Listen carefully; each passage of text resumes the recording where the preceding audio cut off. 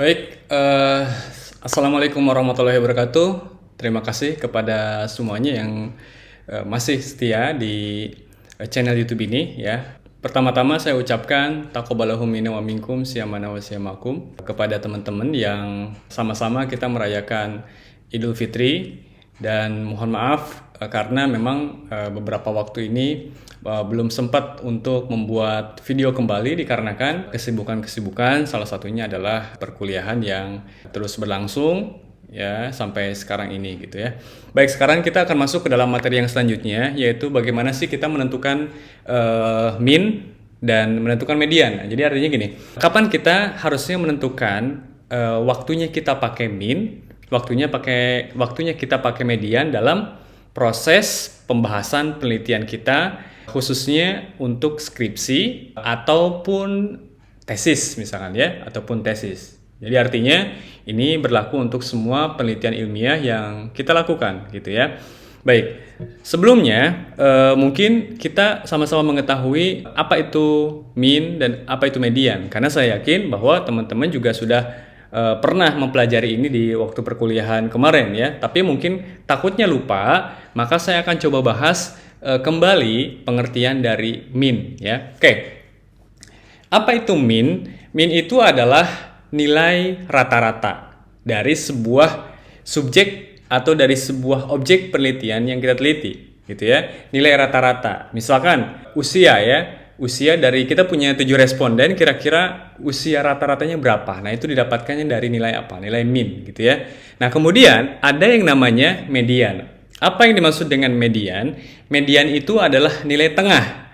Kalau tadi mean itu adalah nilai rata-rata, kalau median itu adalah nilai tengah gitu. Nah, kemudian nilai tengah dari apa? Nilai tengah dari usia dari 7 responden itu, karena tadi kan saya bilang kita meneliti 7 responden ya. Oke, sekarang gini, kebanyakan kita sebagai peneliti atau sebagai mahasiswa yang sedang melaksanakan tugas akhirnya, kadang-kadang kita menuliskan di definisi operasional ataupun di hasil penelitian itu selalu menuliskan nilai mean gitu ya, selalu menuliskan nilai mean, terutama data-data yang datanya numerik.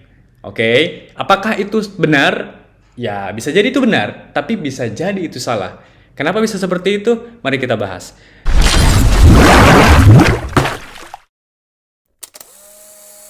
Pertama, kita akan belajar dulu yang namanya mean. Apa itu mean? Mean itu digambarkan dengan simbol yang namanya simbol X bar. Jadi simbolnya itu, simbol mean itu adalah simbol X bar simbolnya. Kemudian mean itu adalah paling banyak dipakai dalam analisis statistik. Mean itu adalah paling banyak dipakai dalam analisis statistik. Kemudian rumus dari mean itu sendiri adalah jumlah nilai observasi. Ingat ya, jumlah nilai observasi dibagi jumlah observasi. Jadi jumlah nilainya yang kita observasi dibagi total berapa yang kita observasi. Itu adalah rumus dari mean. Oke ya. Nah, kemudian selanjutnya adalah mean itu adalah nilai yang paling stabil dibandingkan dengan nilai-nilai yang lain. Jadi mean itu adalah nilai yang paling stabil dibandingkan nilai-nilai yang lain. Tapi dia punya kelemahan. Apa kelemahannya? Kelemahannya itu adalah nilai mean itu sangat dipengaruhi oleh nilai ekstrim. Jadi nilai mean itu sangat dipengaruhi oleh nilai ekstrim. Oke, sekarang mari kita praktekkan. Kita lihat di di Excel yang saya buat, sengaja sudah saya buat ini ya. Oke, ini kita lihat, ini adalah mean ya, ini adalah mean. Kemudian ini adalah usia responden. Taruhlah saya sedang meneliti sebaran usia responden di satu kelas misalkan ya, yang isinya ada 7 orang. Baik. Tadi rumusnya itu adalah apa tadi rumusnya? Jumlah total ya, jumlah nilai observasi dibagi jumlah observasi. Jumlah nilai observasi itu apa? Jumlah nilai observasi itu artinya jumlah dari nilai ini ditambah ini, ditambah ini, ditambah ini, ditambah ini, ditambah ini, ditambah ini. Jadi total nilai observasi. Jadi jumlah nilai observasi itu adalah dari mulai usia nomor responden nomor 1 sampai nomor 7. Dijumlahin semua, gitu ya. Oke, sekarang saya akan coba pakai rumus aja langsung ya, karena kita sudah tahu bahwa 40 tambah 42, oke. Atau ini ya, atau kita buat aja apa adanya dulu ya. Oke, gue usah pakai rumus, takutnya ada yang masih bingung. Oke, berarti rumusnya adalah ini sama dengan 40 ditambah 42 ditambah gitu kan. 43 ditambah ini lagi, ditambah nomor 5, ditambah nomor 6, ditambah nomor 7. Oke. Oke, ini tutup kurung sama dengan oke, segini ya totalnya ya. 292. Itu adalah jumlah nilai observasi. Jumlah nilai observasi. Oke. Nah, sedangkan rumusnya itulah jumlah nilai observasi dibagi jumlah observasi. Jumlah observasinya di mana? Oke, saya tulis dulu jumlah observasi. Jumlah observasinya berapa? Ya ini, 1, 2, 3, 4, 5, 6, 7. Berarti 7. Oke, nah, bagaimana nilai min-nya? Nilai rata-ratanya. Rata-ratanya itu berarti sama dengan jumlah nilai observasi dibagi jumlah observasi. 41,71. Taruhlah 42 atau 41 atau 42 lah ya. Kita bulatkan ke atas karena di atas 0,5. Jadi 42 rata-rata usianya. Oke. Seperti itu ya nilai min itu ya. Jadi nilai min itu rumusnya adalah jumlah nilai observasi, nilai ini tambah ini tambah ini tambah ini dibagi jumlah observasinya. Oke. Itu adalah nilai min. Paham ya? Itu adalah nilai min. Tapi dia punya kelemahan. Kelemahannya apa? Kelemahannya adalah dia itu sangat dipengaruhi oleh nilai ekstrim. Contohnya kayak gimana? Contohnya kayak gini ya. Oke, ini kan usianya itu kan 40, 42, 43, 42, 41, 43. Gitu ya. Kemudian ada responden kita nomor 7, ternyata dia masih batita di bawah 3 tahun. Taruhlah misalkan usianya adalah 2 tahun. 2 tahun ya, kita tulis angka 2 di sini. Set, kita enter. Lihat, ingat-ingat ya, awalnya adalah 41,7 rata-ratanya. Kemudian di sini ada nemplok, usianya 2 tahun. Jadi 35 tahun. Apakah betul usia rata-rata dari responden kita adalah 35 tahun? Salah. Karena 35 tahun itu tidak merepresentasikan usia responden sesungguhnya. Kenapa? Karena dia ada nilai ekstrim. Ada usia yang usianya sangat kecil, usia ekstrim. Ya, jadi kalau usianya sangat kecil ini maka disebut dengan ekstrim kiri, skewed to the left, ekstrim kiri, gitu ya. Nah, sama. Jadi baik ekstrim kiri maupun ekstrim kanan sama-sama adalah kelemahan dari nilai min. Oke, sekarang kita coba menggunakan nilai ekstrim kanan, skewed to the right. Berarti dia besar banget kan usianya, misalkan usianya itu adalah 99 tahun.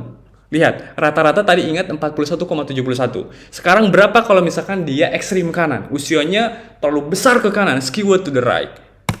49. Bener nggak nih 49? Usia rata-ratanya? Salah. Karena usia rata di antaranya usianya 40, 42, 43, 42 gitu ya. Jadi nggak ada 49. Jadi salah nih, interpretasinya salah. Oke, paham ya? Jadi min itu salah satunya dipengaruhi oleh nilai ekstrim. Kalau terlalu kiri, terlalu rendah, maka disebut dengan ekstrim kiri atau skewed to the left. Kalau terlalu kanan, maka disebut dengan ekstrim kanan atau skewed to the right. Oke ya? Oke, sekarang sudah paham dengan nilai min. Oke, kita kembalikan lagi ke angka semulanya, gitu ya. Nah, kemudian selanjutnya kita bahas bahasan yang kedua, yaitu median. Baik, median ini adalah nilai median ya. Median itu adalah nilai observasi yang paling di tengah. Nilai median itu adalah nilai observasi yang paling di tengah, gitu ya. Syarat kita menggunakan nilai median adalah kalau kita mau buat manual, syaratnya adalah data raw-nya itu harus di-array dulu, harus disusun dulu. Ya, bagaimana nyusunnya nanti saya praktekin. Harus disusun dulu, ya, dari mulai terendah sampai ke tertinggi. Harus disusun, tidak boleh ngacak. Oke, harus di-array dulu. Posisi median, rumusnya itu adalah, oke, saya tulis, ya. Posisi median itu, rumusnya itu adalah apa rumusnya?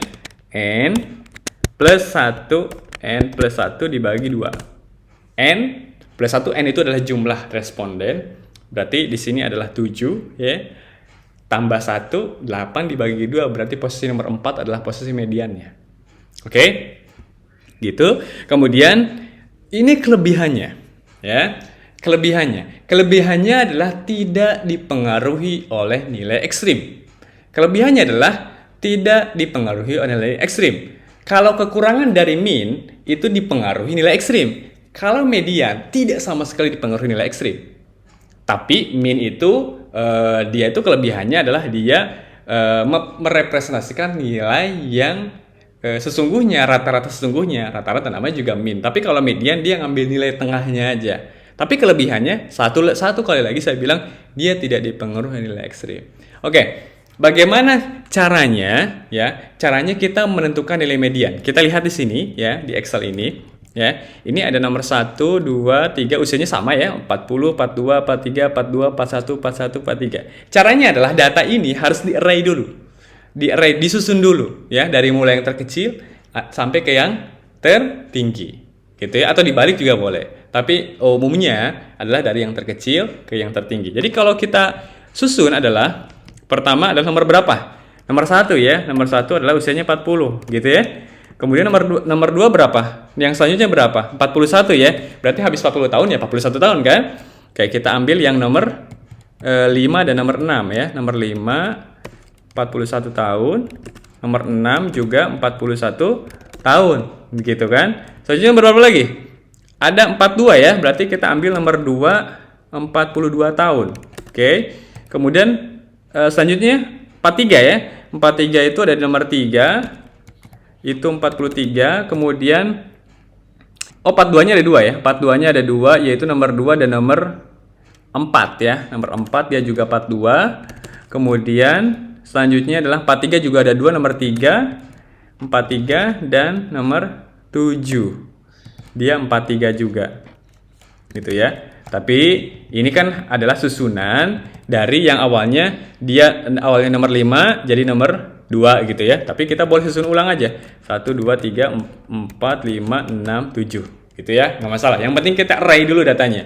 Dari yang terendah sampai ke yang tertinggi. Oke, ingat rumusnya. Posisi median itu adalah N plus 1 dibagi 2. N-nya berapa di sini? N-nya adalah 7. Jadi kalau misalnya kita masukin rumus berarti 7 ditambah 1 dibagi 2. Gitu kan? 7 tambah 1 dibagi 2. Oke. 7 tambah 1 dibagi 2. Ini harus dikurungin dulu ya. Yes. Sama dengannya. Oke, 4 ya. Jadi posisi dari median dari responden yang angka 7 ini, yang sebanyak 7 ini adalah nomor 4. Berarti ini mediannya 42 ya. Jadi nilai mediannya itu adalah MD sama dengan 42. Median sama dengan 42 gitu ya. Berarti nilainya 42. Ingat, tadi minnya itu adalah 41,7 yang artinya 42 juga. Nggak jauh beda kan? Nggak jauh beda ya? Nggak jauh beda. Artinya memang harusnya data yang betul itu adalah nilai min dengan nilai mediannya itu dia satu kurva di tengah-tengah.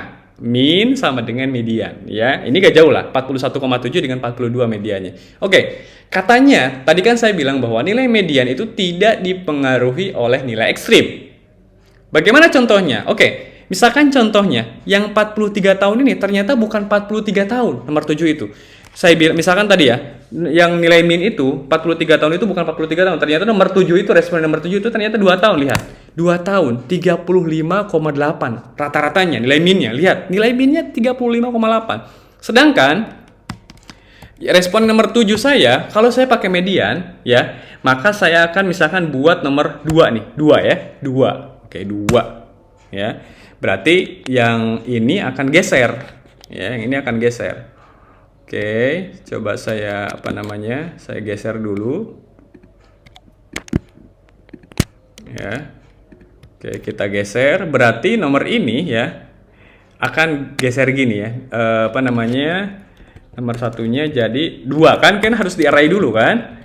Nah, ini kita hapus dulu. Kita hapus dulu ya. Nah, ini 2, 3, 4, 5, 6, 7 gitu ya. Oke. Sekarang kita ingat-ingat lagi rumusnya. Bagaimana rumusnya? Nah, rumusnya itu adalah, kalau untuk median ya, rumusnya median itu adalah N plus 1 dibagi 2. N adalah 7, plus 1 itu 8, dibagi 2, 4. Berapa nomor keempat? 1, 2, 3, 4. 41. 41. Jadi MD-nya adalah 41. Kira-kira jauh nggak antara nilai min dengan nilai median? Jauh banget. Nilai median masih merepresentasikan nilai yang sesungguhnya. Tapi kalau udah nilai min, kalau ada data ekstrim masih pakai nilai min, jauh banget. Ya, salah banget. Karena tidak merepresentasikan nilai yang sesungguhnya. Paham ya? Oke. Kemudian kita contohin lagi. Ini kan yang contohnya ekstrim kiri. Contoh ekstrim kanan. Ya, kita contohin lagi yang ekstrim kanan.